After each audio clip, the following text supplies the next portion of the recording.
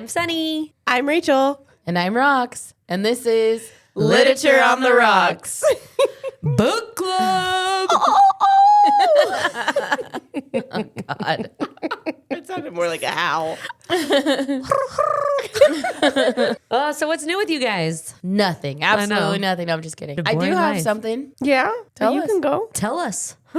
Tell us. Spit it out, Rachel. Say I it. don't like this. Rachel, say what you want to say. Say it with your chest. I am now officially a mother of 3. Yay! Yay, little Amazing. baby. And I will say, going from 1 to 2 was horrendous. Was terrible. Okay. Going from 2 to 3, not bad. Oh. I have heard that. I've heard like 1 to 2, it feels like you have 5 million. Yes. Yeah. And then anything after 2, you're like, It's eh, like, just what's another one more? It just, It's basically, yeah. like you've already been through it once, so Yeah. it's not much different. It was easier. Interesting. Yeah. Yeah, because I feel like 0 to 1 is like, Life altering. yes, like your whole world is flipped upside down in the matter of 4 seconds, right? Like You're like, woke up. I had all this time to prepare for it, but I wasn't prepared. Yeah, exactly. You're never prepared. No. Yes, and then I've heard that 1 to 2 is like rough. It's just like that, but worse because you have another human to take care of. Oh, There's so 2 you're of them. tired, and then now you have this other being that. Whereas like you're tired, but And your like, whole world's upside down. again Again. Yeah. sounds wonderful. Can't wait. Can't wait. But 2 to 3? Great. So really, that's I don't want 3 though. I mean, I did want 3 or 4 kids originally. My husband was like 5. Yeah, I'm on board with that. Mine was at 4, and then he stayed home with our oldest for the first year, and he was like, 1 is good. Yeah. That's how I kind of feel. I mean, I do want another one if it happens, but there are times when I'm like, maybe this is just okay. Yeah, I feel like initially my plan was I'm gonna have 17 of them. Like I just wanted this big old family. Damn. I wanted all the kids. All right, Duggar Jr. You I mean, not 17, but I really wanted like 3 or 4. Let's get 2 of those cargo vans and load them up with my kids. I want a caravan to I'm school. gonna need to hire a driver. I'm Yeah. gonna need a limo just to put my kids in it. a school bus. Oh yeah, Oh my Probably God, cheaper. you could get a short bus for all those kids. With all those kids, you can't afford a limo. no, definitely not. But I definitely wanted a lot of them, like 3, 4, maybe even 5 kids. Now I have 1, and I'm like, maybe not. Yeah. Maybe 2, maybe 2. Yeah. Maybe 3 if we're really pushing it, but that's like, Also, I'm getting old, so you know, Yeah, I think 3's getting less and less likely. Yeah, I think I'll be this lucky is for it. 2. I think this is it. Although he's such a good baby that it's like maybe 1 more. But I think this is it. I am also too old for this shit. Oh, he is. And now you're not just a girl mom, I got the boy. yeah, little cutie pie. tiny little boy. Yay! Well, congratulations, Rachel. Yeah. Clap, clap, clap, clap, clap. Congratulations, Rachel. So silly. What did you have? Mine is that my daughter took a few steps yesterday. Wow. Yeah, Go, she baby. took 2.5 steps, right? Like Yeah. 1, 2, and then a third, and then like fell into me. But in the video, it's like she's all like you can tell she's realizing like, oh wait, I'm doing it. It's happening. Yeah, it was really cute. Took That's it. an early walk. She's 9.5 months old, Yeah. I guess. But she was really pumped on it. And then she gets tired, so then doesn't want to keep doing it, right? 'Cause Yeah. It's a lot of work, I guess. Yeah. Yeah. Working them leg muscles. Yeah, and they're thick. Her little legs, just like her mama. And Thick thighs. Yeah. Save lives. Yes, they do. So I sent my husband a video and told him about it. And then I was like, we won't practice anymore so that you could be here when she actually does it. He's like, well, don't stop her if she wants to practice. I'm like, Yeah. I know. But so double-edged sword. I strapped her down. No more walking. I'm just going to push her over every time she Oh my stands up. Just kidding. No, swear she didn't walk. Yeah. Shove. It was cool to be there for that. So that's what's going on over here. Very That's cool. exciting. That is exciting. Babies everywhere. My son turned 4. Yay. That's, No, that's great. Like, yeah, I kept him alive for 4 years. I know. mean, You're doing an excellent job. You have a 4-year track record. seriously. Also, he caught me off guard at his little birthday party, thanking everybody and was so giving everyone cute. hugs and offering them water when they walked in. I'm like, who is this little host? Okay, get it. I mean, we all know who his mama is. Yes, so that's true. he got the host gene apparently. Yeah, he also got the anxiety that comes along with it sometimes. It was the cutest thing. He was like running over and he's like, "Dear Rocks, Spider-Man is at my party." And I was like, "I see him. He's so cool." And he's like, "He just showed up." Like he was so excited. And I was like, "I know. Look at you. How do you know Spider-Man?" He's like, "I don't know, but he's here." So funny. Yeah, it was so cute. It was fun. It was good. I was nervous about having it at my house too because it's so small, but I think it was okay. It was perfect. Yeah. It's plenty of space. Yeah. Yeah, it was good. Anyways, Yeah. should we get into this book club? Oh, yeah. Let's do it. So this week we are book club in One Dark Window. Hopefully you guys listened to the summary last week. So the first 4 questions are always the same, and the last 3 to 4 questions are usually book specific. So our very first question this time is first impressions. So first impressions, what were your initial thoughts when you started reading One Dark Window? Did the book meet your expectations or surprise you? This is my response to that question. This was Rachel's pick, and I truly did not know what it was about. I had never heard of it or anything about it, except that I knew it was fantasy. Boy, was it fantasy. I had a hard time at first getting into the world a little bit with the cards, but by the end I did kind of enjoy it. But it definitely, it took work to get into it. Oh gosh, yeah. So much work. For mine, obviously fantasy is not my favorite genre, and we all know this. I speak on it often. It was the first book I think I ever listened to on audiobook, and I did that because I couldn't get into it. I think I read the first chapter and I just was like, no, this isn't going to work for me. So Yeah, this was when we discovered that you enjoy fantasy more. I don't know Yes. maybe if joy is the wrong word, Sure. but you can get through it easier if Yes. you're listening to it, right? Yes, I was able to actually go through the book and actually enjoy some of it, you know? I'm not exactly sure what it is that makes reading fantasy books difficult for me. I think maybe it's just the world building is what we've talked about. I can't be the only one out there, I'm just saying. No, I don't There has think to you be are. some people out there who are like, no, I don't want to build that world. If Just tell you me. are not a fan of fantasy and have struggles, if you struggle with world building, let us know. Yes. But overall, I thought the book was okay. It was slow to get going. And for me, it felt that way most of the way through. But it did get my attention at times. So I'll give it that. Overall, I wasn't surprised by the book because I expected not to be blown away from Right. the beginning.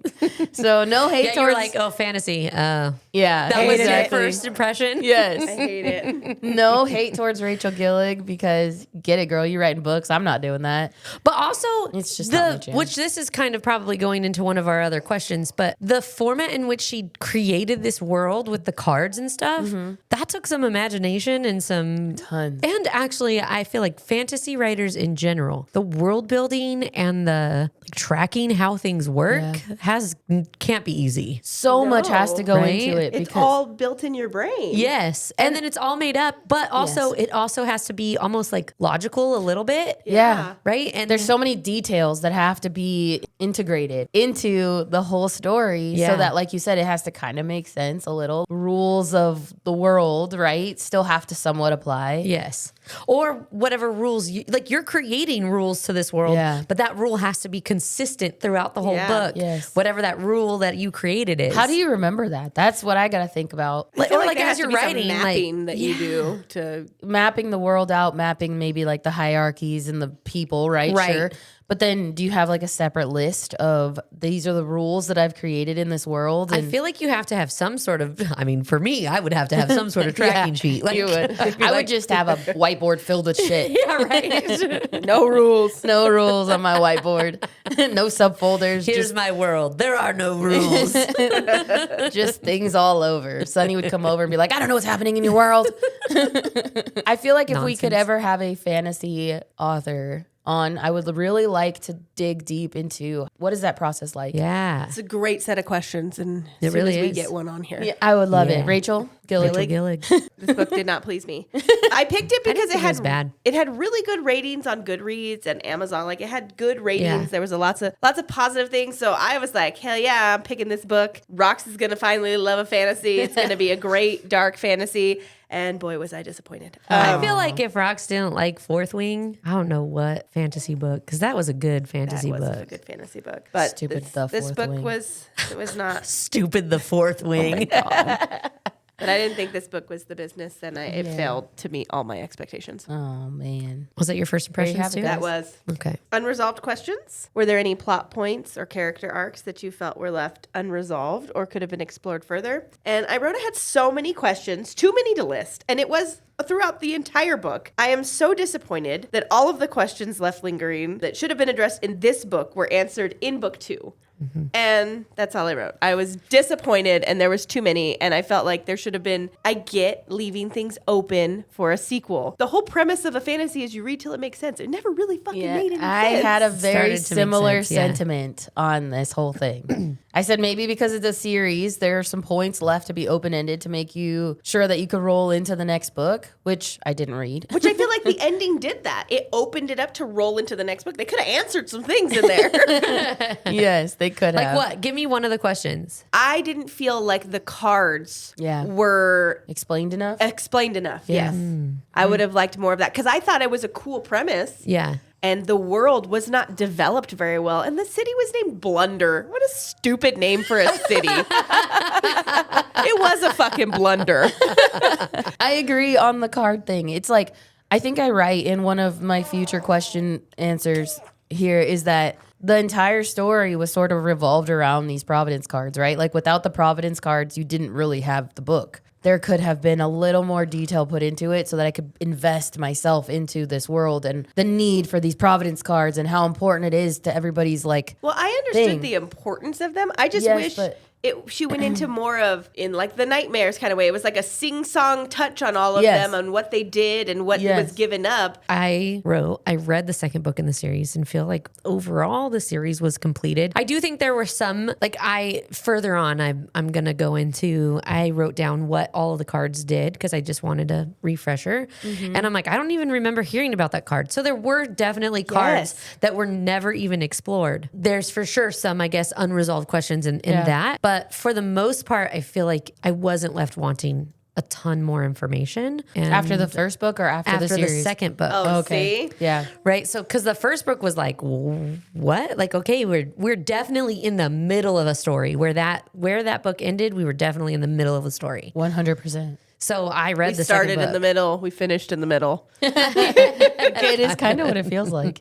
Yeah. So after reading the second book, I feel like, okay, I don't have anything really unresolved in after reading the second book. There's a lot of things I think you assume reading the first book. Yes, you have to because there's no fucking answer. Yes. The second book, it's like, yeah, like you said, they say it out loud. All right. So lots of unresolved questions. And then you have to read the stupid second book to get them. But I think, like, if you read like, even Fourth Wing or But I think there are, the Book of Azrael, we're going to be reading. But yes, it is part of a series, just like Fourth Wing. It's part of a series, but it makes you want to continue reading. But things make sense throughout the book. Like you understand The story. and like the premise of it, and the world is a little bit more elaborately built than in this book. Because like all we know is it's just like this little medieval town with fucking mist. Oh, yeah. In the middle of a damn forest for some fucking reason. Blunder. All right. Alternate endings. If you could change one thing about the ending of One Dark Window, what would it be and why? My response is very small because I guess it left you on a cliffhanger for a reason, but it's so that you would read the next book, right? You're literally in the middle of the story when this book ends. But the way the nightmare takes over Elspeth's body and then it's just him in like an Elspeth outer shell is a little weird. Like Elspeth suit. yeah, exactly. She's just this host to the nightmare. You know like, what it reminded me of? Men in Men in Black. Black, yes. When the bug takes over the farmer's Yes. body. That's what I envisioned. That's what I was picturing when I was writing Elsbeth's outer shell. I was picturing the yeah. Sugar water. Sugar water. that was actually really good. What a great impression. That was Yes. great. Hold on, do it again. I'm gonna close my eyes. I don't know if I can. Sugar water. I'm picturing that whole scene right now. Vincent D'Onofrio right here in the house with. Yes, Many talented folks work in this podcast. we're audiobook readers and impersonators. You know, we do what we can. Oh, man. So Really, I just wanted her to still be like present slightly, and they're like battling it out to be like the forward-facing person is what I would have preferred versus him just, now I'm just Elspeth. So maybe there is more of that in the next book. I don't know, but that was my only qualm about the ending. I think you develop a little more love for the nightmare in the second book.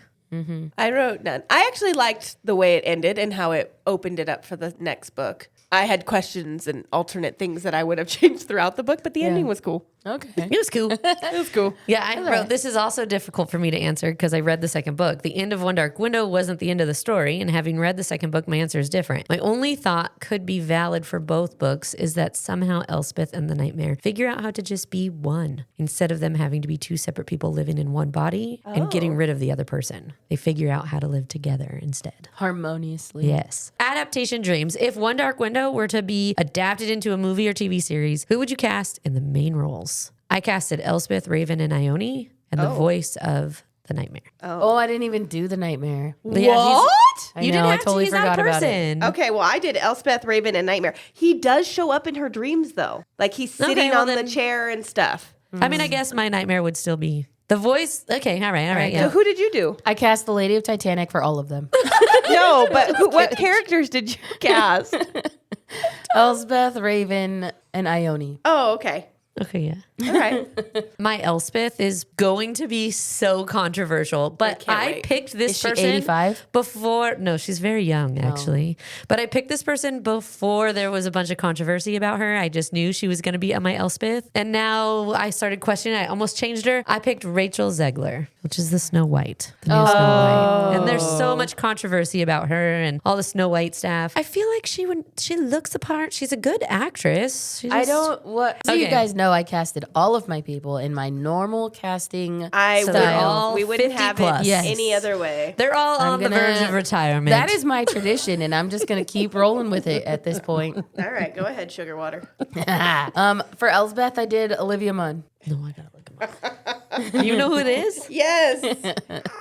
And she's probably like 50 years old. No, now. I think she's 46. Calm your horses. She's only 44, actually. See? Oh, my bad. Look at She that. does- Elspeth is in her early 20s. My bad. She does look too old to be in her early 20s, but she, I feel like, does have the. I understand why you The cast her. Elsbeth feel. Yes. And all my cast is along the same lines of age, except for one. So it still works. Except for one is 72. No. Oh, the opposite. I can't One wait is till 20. you- Actually, I don't know how old Watch he the is. Nightmare is fucking 20. For Elspeth, I picked Emma Kenny. She is Deb from Shameless. And I know she has red hair in Shameless, but she What's her really- last name? Kenny. The way she looks now, she's 26 now. Because Elspeth is not like this badass fighter. She's a very meek and timid girl, and she Yeah. lets the Nightmare do all the dirty work. Mm-hmm. And I feel Okay. like she could just be dainty and frilly. Raven. Okay. Okay. I cast Aaron Taylor Johnson. He was in one of the Marvel movies very quickly as Quicksilver, but I think he. Oh, okay. I could see that. We're doing Raven? Yeah. Okay. Raven, you. I did Harry Styles. You were so proud of yourself. Harry Styles. Okay, I could see. He's got the long flowy hair. Like Yeah. I could totally see him being a you. He'd also wear a dress like Elspeth. Yeah, exactly. It's not a dress, it's a kilt. And he's only 31. 31. So You you're know what? That is one of the youngest. Yeah, right? Welcome, Rox. Hold on, you're gonna love my last one. Oh my God, I can't Lord. wait. I did Milo Manhim. I don't know. He's from. Don't look at his younger pictures, but him right now. I won't age cast him. Milo Manheim. Mannheim, yes, but he's got the shaggy. Oh my Oh gosh. yeah, okay. I He's see. from Zombies, the Disney series. I was going to say he's a That is Disney so Disney funny. boy. Well, Harry Styles could be an actor. Okay, we just had this argument about. Anyone can be an actor. No, I had to get rid of my girl. You said anyone, and then you were like, you're really shaming all the actors out Yeah. there right now, Yeah. belittling their efforts or I something. didn't mean it like that. Like, oh, anybody could act. I meant it like, But that's exactly what you're saying. Oh, how No. the turntables have turned. who are we trying to get rid of? the model because Oh, Because of well, vitiligo. No, Models can't act. Yeah. Look at They Tyra can Banks. schmize, okay? Tyra Banks is an actress. And she smizes. No She was a comment. life-size Barbie. No comment. But you want boy who goes on stage for a living to sing to be an actor he in a has movie. to be able to I do act think in these, a music they're video. a little. What did you just say? You have in a Oh. music video, like you are also acting. No, that's the opposite of what modeling is. Yeah, You need to move around and smize. Okay. Every career Just kidding. path has its own challenges. I will give everybody their own. It's hard work, all of it. Okay. Okay, great. All right, let's do Ione. Yeah, do Okay. Ione. Oh, go I, ahead. Go I ahead. cast Elle Fanning. Oh, Oh I like yeah. that. Okay. Yeah, I can see that. Okay. Who did you Okay. cast? I cast Emily Osment. That's Haley Joel Osment's sister. You're so dumb. I'm just gonna keep casting the whole Osment family. I hope they have like 17. Oh, I didn't siblings. realize that was his sister. I Yeah. didn't either, but She's cute. She's cute. Yeah, She's older. 33. She's a lot in line with the age range of my cast. Okay. she's in Disney Channel Currently, stuff, huh? she's in Georgie and Mandy's First Marriage, like the spinoff of Big Bang. Oh, she was in Hannah Montana. Was she? Yeah. Oh, yeah. What? Who was she in Hannah Montana? Like just a friend? She was one of the friends, yeah. The voice for the Nightmare, Oh yeah. which I think he could actually be the Nightmare as well. He's got the look, is Tom Hiddleston. Loki. Oh, okay. I did Joaquin Phoenix. Oh, that would be a I good did a one. little more robust Nightmare. I feel like I liked Joaquin him in The Phoenix- Joker, so Yeah. I Yeah. feel like he could play a good. I was gonna say I feel like he's got like a good That's very. Acting character ability. Yeah, he's a very dramatic actor, Yes. and I feel like he would do that well. Yes. Yeah. Okay, let's do our ice drop. So Elspeth, Rachel Zegler. Emma Kenny. Olivia Munn. You guys pick because I know my cast never gets picked. Oh It's not that I actually really like the look of your Elspeth. I just wish she was she was more in 22? line with the correct age. We could Yeah. CGI her. Like even in her 20s, if she was 20 years younger, she'd be perfect. Even if she was in her early Early 30s, I 30s. feel like we could. She looks like she could be in her. You're early 14 30s. years off again. She does look like she could be in her early 30s, Yeah, but she's supposed to be in her early 20s. So she's 10 years too old. But I feel like that was the right look. You go. I don't. It's between your two. I like the look of Rachel Zegler better, but I also know she's very controversial right now, so I don't know. I don't care. Pick what you want.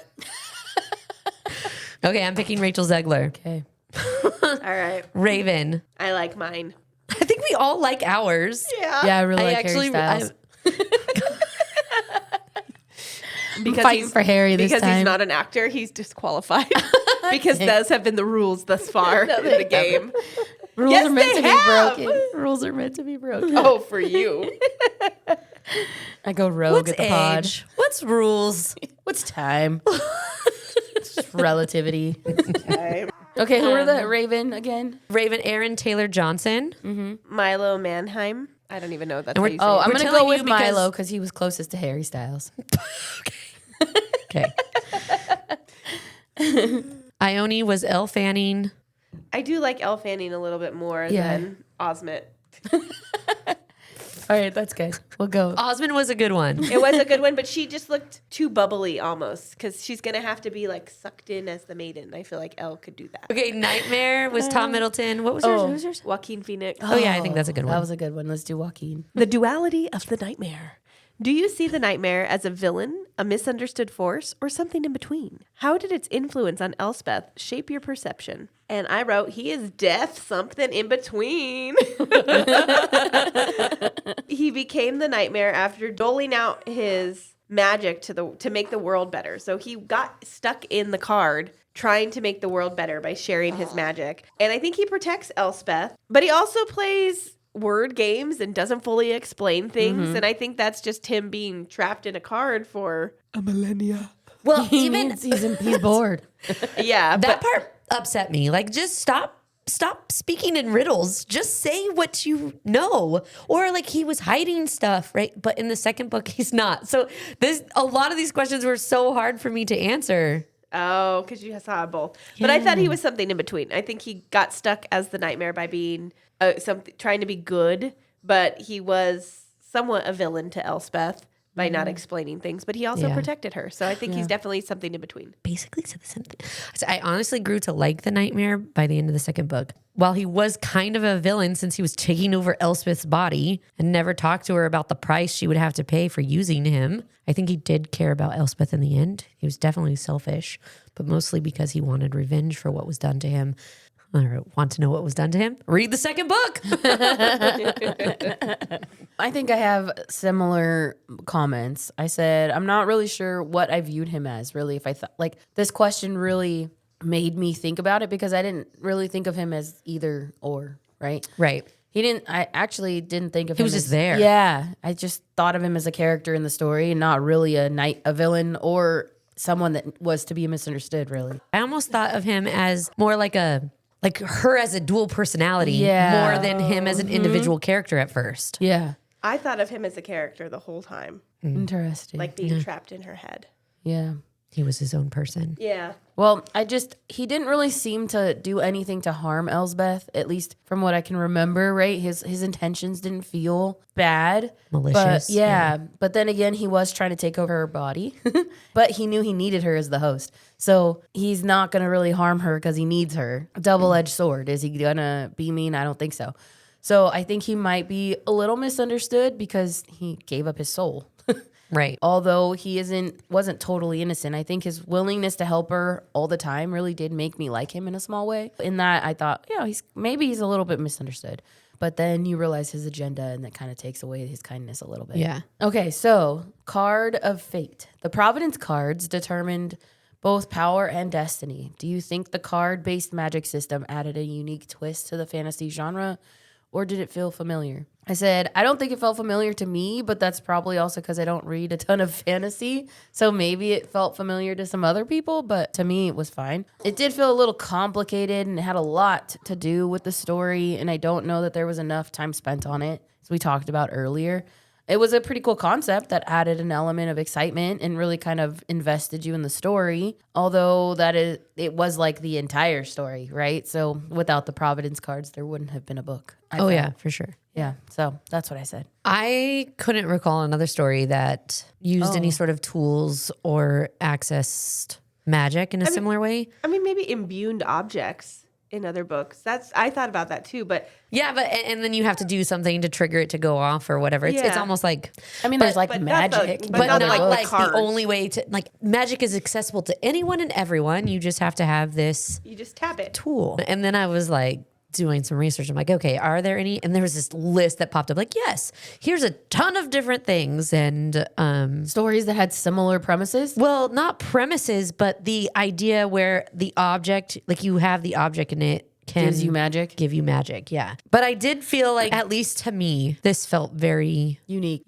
and creative. And I think that was potentially another reason why it was hard to get into, because it was totally a concept that I wasn't familiar with and needed to learn about. Yeah. Yeah. And then she only sprinkled it in there. Yeah. She just dabbled. That's exactly what I said. She used a paint dauber instead of the brush. Yeah. She just flicked. Oh gosh. Starlights, little stars. Exactly. But yeah, We needed full strokes, Rachel Gillig. Yeah. I also thought it was unique. I hadn't read a book that had tarot card-esque magic system in it, but I thought it was underdeveloped and not well done in this book. You were The harsh today. I was. She came in with fighting words. Yeah, she did. I speak nothing but the She woke up and chose violence today. I wrote these yesterday, so the violence was chosen yesterday. She went to bed and I chose honed violence. my sword last night. I owned my sword. Oh, God. Oh, okay. man. Okay. Magical dilemmas. If you could wield the power of any Providence card, which one would you choose? Would you use it for personal gain or for the greater good? Okay, so this is when I first wanted to list out all of the cards, what they do, and what the price of them are. So there was 12 Black Horse cards. The user would become a master of combat, and the price was becoming weak when using it for too long. The next one was 11 Golden Egg cards. It gave you great wealth, but it would lead to all-consuming greed. The next one was 10 Prophet cards, which offers glimpses of the future, but the user becomes helpless to change the future. The 9 White Eagle cards gives courage, but fear replaces your courage after long use. 8 is the maiden card. It makes holder beautiful. In this book, it makes the holder beautiful and that's it, but they become heartless. 7 chalice cards, which will turn any liquid into truth serum, but the truth serum can turn to poison. Then there's 6 well cards, which gives clear sight to recognize enemies, but holders betrayed by a friend or friends. I don't know exactly because we never really talked about the well card. No, it was just gifted, and that was it. Yeah. And then the Iron Gate, it offers blissful serenity, but steals years from your life. Another one that I don't think we really talked about. 4 scythe cards were made, and those are the ability to control others, but causes you great physical pain. There are 3 mirror cards, which grants the user invisibility, but you'll start seeing ghosts. And then 2 nightmare cards. You can speak into someone's mind, but will reveal your greatest fear. And 1 twin alders card, which allows you to talk. I think it allows you to talk to the spirit of the wood, but we don't know the price because he had to give up that card in order to create a cure or whatever. Right. Yeah. So which one did you pick? So I think I'd like to use a card to better the world, but I don't know which of these would allow that without being a little bit selfish. I think I would like to use the maiden card or the mirror card. If I had a maiden card, yes, I would use it for vanity. However, I think the healing properties of the card are way cooler than the vanity part, which they get into more in the second book, not so much into this book. If I had the maiden card, I could heal other people with it, and that seems like I could be vain and selfish while also doing good. And then using the mirror card would most likely be fun. I could be invisible and sneak around and be the best spy in all the land. I love it. I have 2 answers. I made a second answer because my first answer was pure selfishness. So I was like, well, if I was going to do something for the greater good, I would get the Twin Alders card and I would speak to the spirit of the wood to remove the mist and possibly giving up the Rowan King, like figuring out how to trap him and give it back to the spirit. She could do what she wants with him. But my initial selfish answer was I wanted a golden egg for wealth and I would be out of blunder. Goodbye, stupid medieval town. That's not a bad answer. One and done. Give me some wealth and I'm out this bitch. I like it. I'd like to change my answer. I'm just kidding. Also, some of the prices feel like, yeah, they're prices, but like you are going to have all consuming greed. But if I'm greedy, why do I care? Like why this is who I am. I'm wealthy now, so it doesn't matter. I don't care. Yeah. Or like I'm using the maiden card because I'm vain. I want to be beautiful, but my heart doesn't love anymore. If I'm cold, if I have a cold heart, why do I care? I don't care. Right? Like this is the price. I don't care. Yes, exactly. Okay, so I chose the prophet card, which is the one that allows the user to see glimpses of the future. But you can't do anything to change it. Well, I said I would try to use it for good, but would want to use it selfishly on myself as well, obviously. Yeah. Like, I feel like it wouldn't be genuine to say that we have these powers and we weren't going to use it somewhat on ourselves. Right. You got to fill up your cup before you fill up others. Exactly. It's about putting the oxygen mask. It's about putting the oxygen mask on yourself before you put it on other people. You know, I mean, that's genuinely That's the rule of life. It is. So a little bit of good and a little bit for me. What I can do with the power really depends on how I see the future, right? So in this one, it was you couldn't really change the future. You just saw the future. But if I could change the future, just being able to see into the future a little bit, you could maybe help somebody not make a decision that they were gonna, try to steer them into the righter path. So I would use it for the price good. that gets paired with that one sucks. Like, okay, I saw the future and there's nothing I can do about it. What's the point? That's what I said. I just see the future and what happens regardless. So the town of Blunder gets obliterated. Yeah. So you go get a golden egg and get out that bitch. It is a heavy burden to carry, but could be used for so many great things if I was able to make changes to it, right? Right. Or have somebody make a choice that would alter their path. That would be what I would want to use it for. But in this case, it's going to be like Final Destination, right? Like you might miss it, but you're still going to die at some point. Too bad. That log is rolling off of one truck, whether it's today or tomorrow.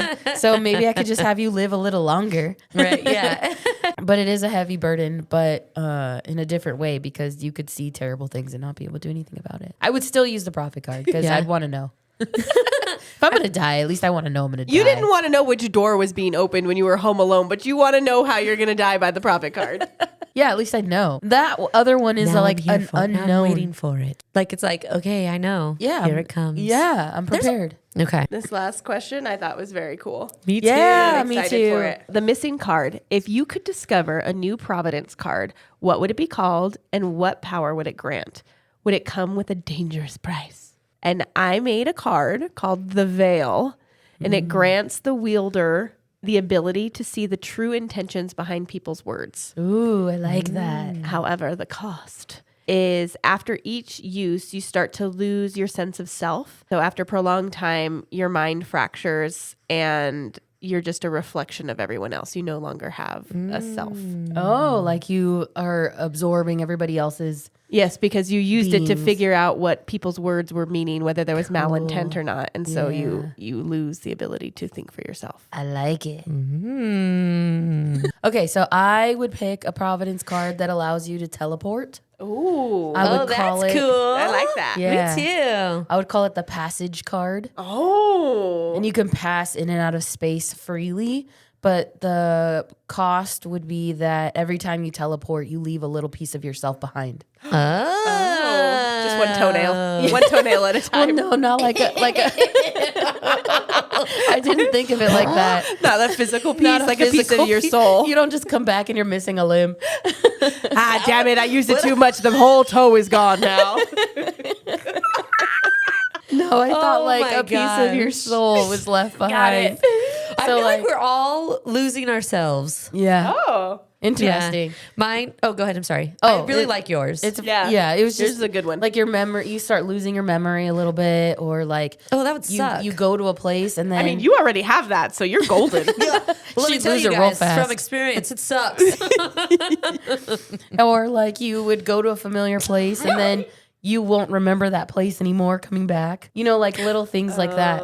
And so over time, you'll have. I thought nothing you meant left. like You'd your eventually soul, have, like the nightmare. He like slowly lost his soul. Well, in some, I guess you're losing like your mind when you're doing it. So you're Okay. sort of losing your soul in the process. Dang. What's You yours? or you lose yourself. You or you leave a little self behind. Yeah. What's yours? Okay, mine is the muse. Ooh. Muse. And it would help awaken creativity and drive in others, but slowly you lose your own spark. So I could see what your strengths were and I could see like the person you could be. And then my words would be very motivational and inspirational and help you become that. That's cool. So my words would have really big power and carry extraordinary weight and inspire those. But with every spark ignited in someone, the bearer gives away a piece of their own drive. Motivation drains like ink from a pen. Slow, steady, beautiful, and costly. The more they give, the harder it becomes to find that same fire within themselves. Oh, so then that's a you just good one, become too. like a sloth. Yeah, oh, yeah. Like, you're like, yeah. You just have zero desire Yeah. to do anything. Yeah. Like I can speak wonders to you and make you do things, but I've lost that motivation in myself and the Now I live in a van down by the river.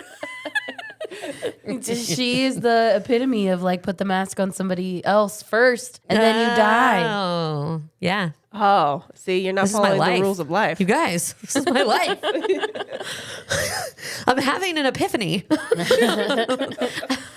This was a really cool question. I liked it. Samesies. That was a good one. So that was our discussion for One Dark Window by Rachel Gillig. Next week, we'll be summarizing Twisted Love. by Anna Huang. Yeah. Purchase your book, read up, or just listen. We'll tell you all Yeah. about it. The book prompts will be posted tomorrow on our website, literatureontherocks.com. Make sure you answer them, or you can even comment on one of our posts if you have anything to say about it. We read them all and talk about them all. So that's a wrap on this episode of Literature on the Rocks. If you had as much fun as we did, make sure to subscribe so you never miss an episode. Yeah, and while you're at it, rate and review us. It helps the other book nerds and booze lovers find us. But let's be real, we love reading your feedback as much as our books. Almost. And then you can keep the conversation going by following us on our social media at Lit on the Rocks Pod on Instagram and TikTok, or on our website, literatureontherocks.com. So until next time, may your cocktails be strong and your TBR be long. Cheers. Doodaloo. Bye.